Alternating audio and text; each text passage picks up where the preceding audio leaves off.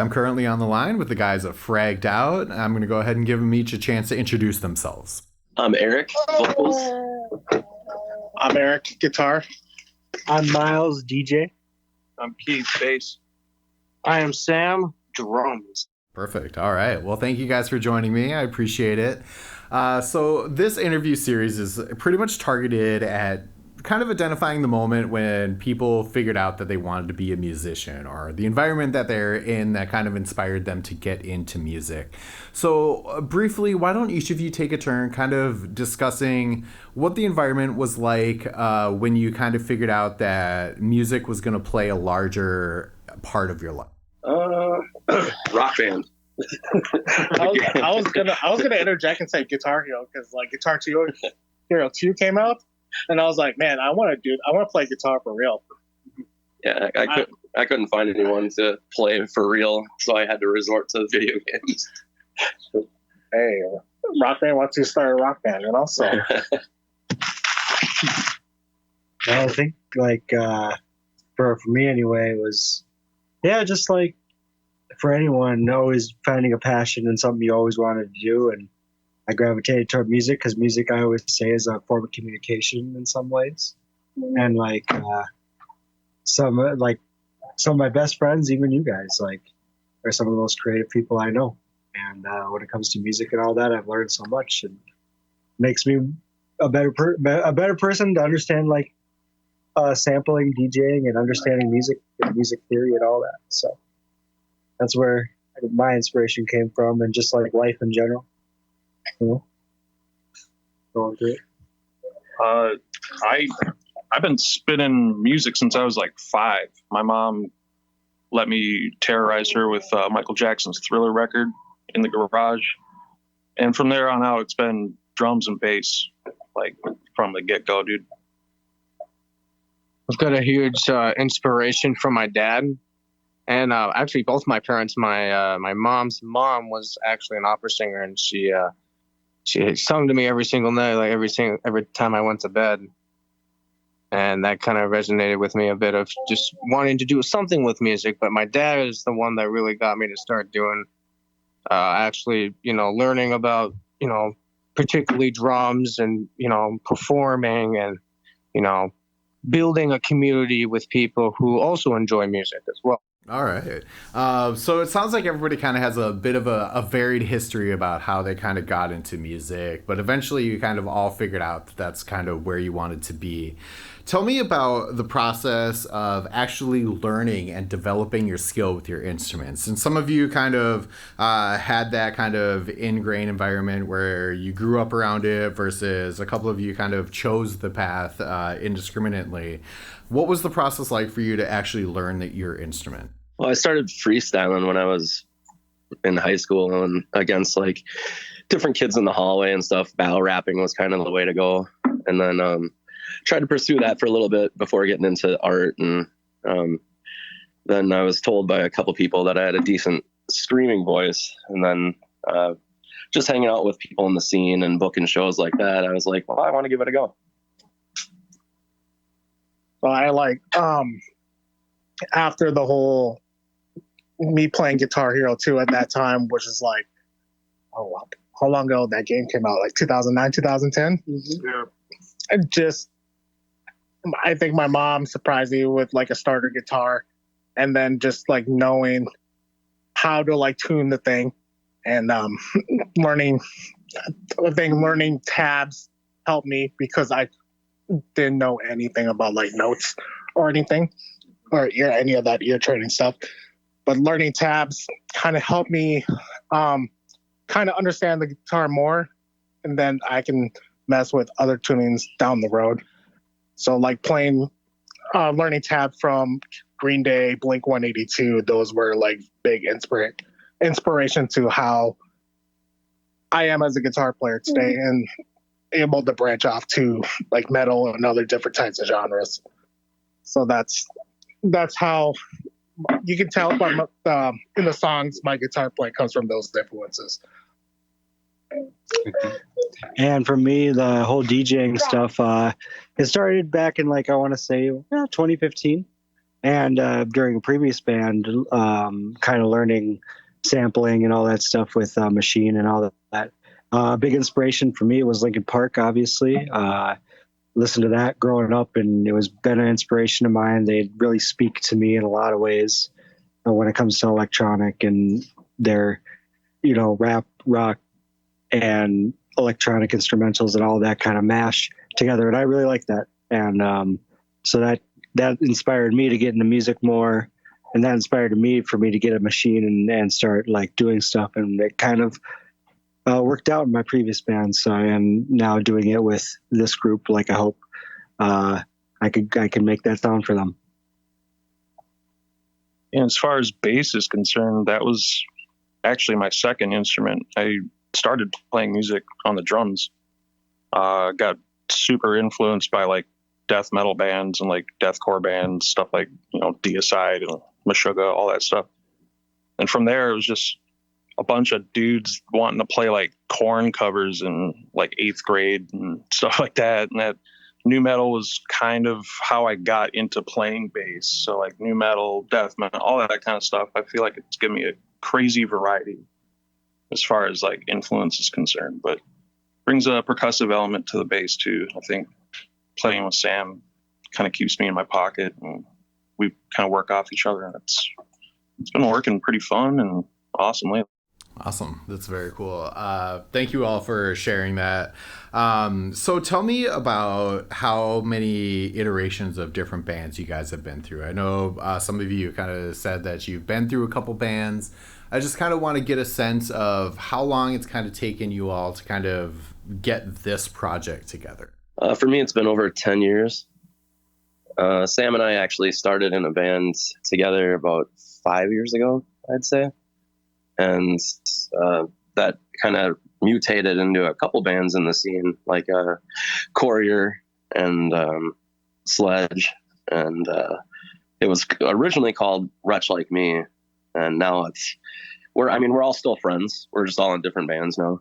And pretty much from that point on, we were just, for me, essentially, when Fontaine and I, or Eric, is his last name, Eric Fontaine. There's so many Erics, there's to count, but when we were in that project, for me, I saw something in him. I saw great potential in his voice, stage presence. He's very dedicated to what he's doing. All of the lyrics that he's ever written was straight from the heart. And I wanted to really work with this guy.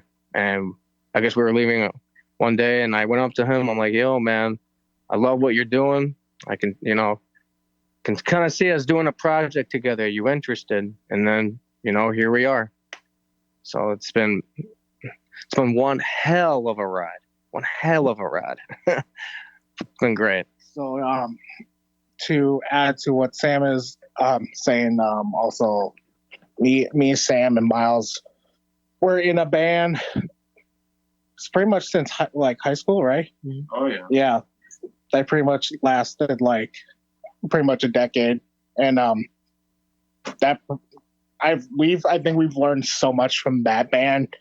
When going through the ups and downs, where like life just gets in the way, and then like you're talking, and then things just happen where you come back together and wanting to do music again, So like I wanted to start a project with Sam where it's like more pop punk, and then he was working with Fontaine for this group right here. And then one day he just asked me, "Is like, would you consider want to jam out?" I was like, "Yeah, sure." And everything was just felt so natural. Like I never had anything like this in a band before, where like there's like no egos. Everyone's just listening to each other's ideas, and I think that's important with a band, is like chemistry. If you don't have that friendship type of chemistry, it's like what's the point, And learning through those years maybe set on everything for what's to come with Fragged Out. Yeah, and for me, getting back into music within this last year, because I took from like 2019 to this year was a pretty long break for me when it came to music, and went through a lot of growing up to do, and finally like reconnected with the guys, and they were in a band, and they wanted to test out some samples and DJ stuff, so they wanted to bring me in and see what I could add to their sound. So that's I love experimenting with them, and it's going to be great. All right, so let's kind of talk about what you guys are up to now. I know you guys have been out playing shows and everything, but I want to get a sense of kind of where you feel you are in your cadence of recording and playing shows and releasing music. Oh, as far as shows are concerned, like that's like my favorite thing to do on the planet. I mean, aside from, spending time with my fiance and my son, like it's not a feeling I can explain.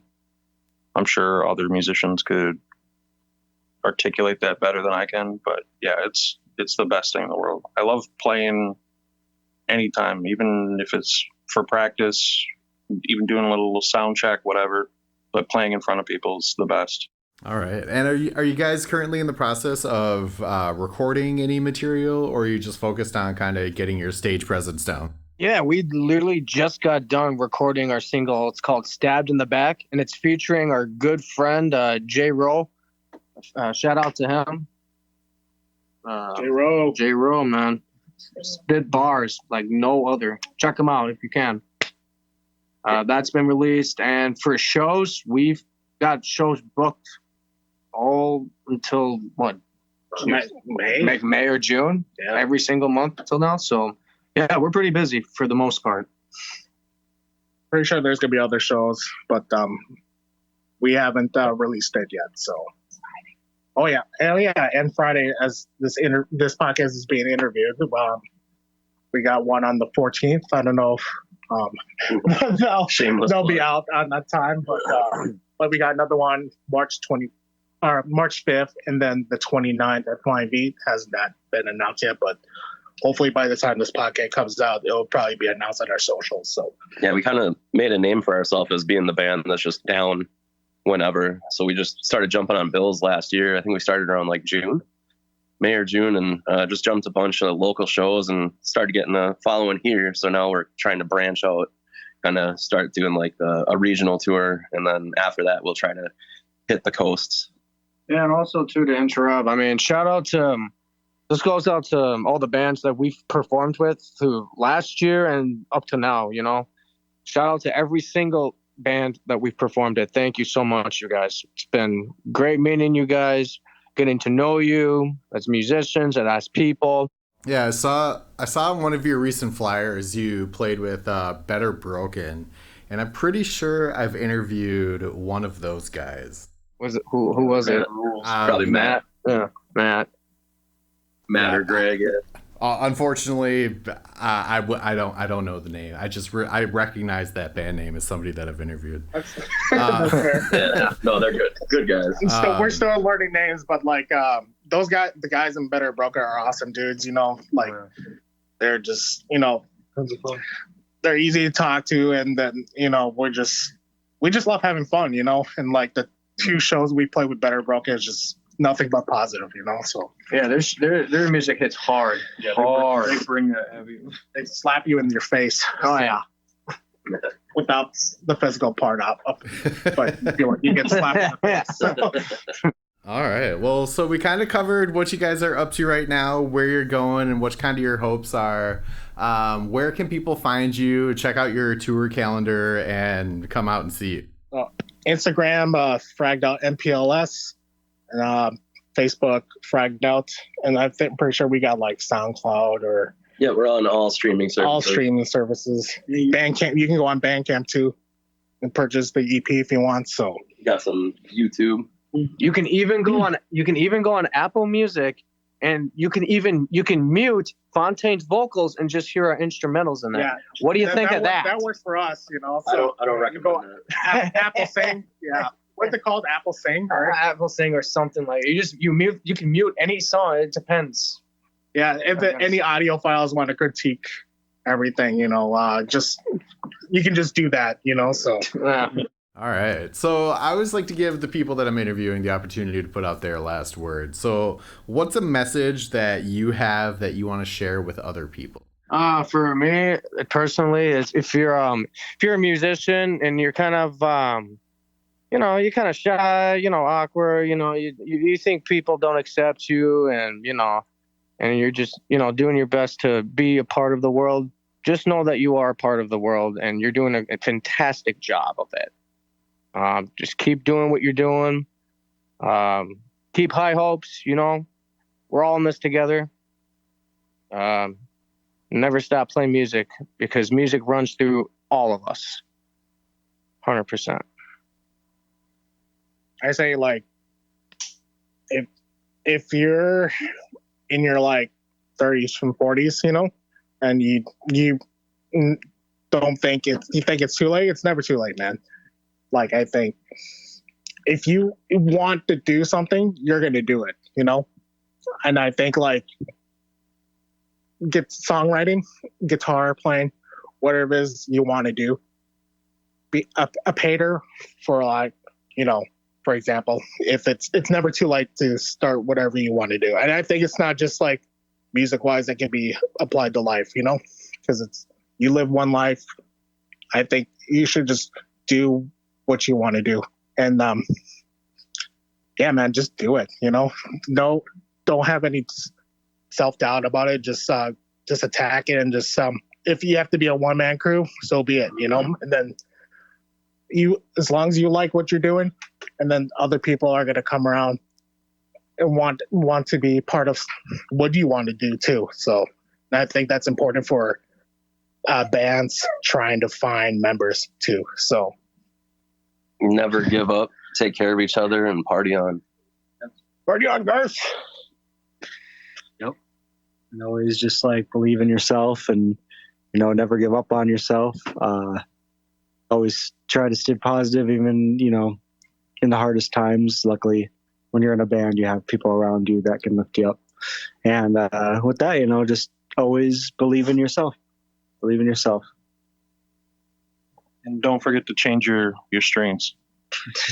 That's true.